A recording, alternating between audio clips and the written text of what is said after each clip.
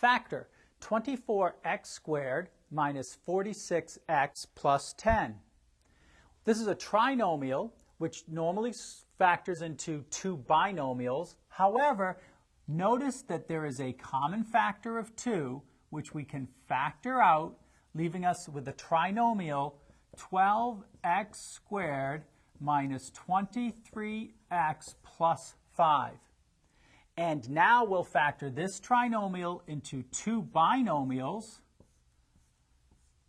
And because the last term is positive 5 and the middle term is minus, we know that we would have to have minus 1 minus 5.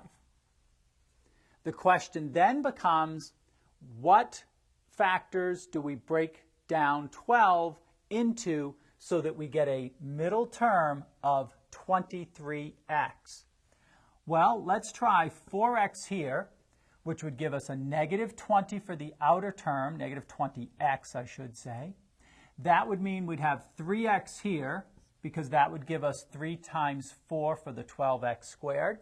It would give us an inner term of negative 3x, which then when you add negative 3 and the negative 20, you get negative 23. So the factored form is 2 times the quantity 4x minus 1 times the quantity 3x minus 5.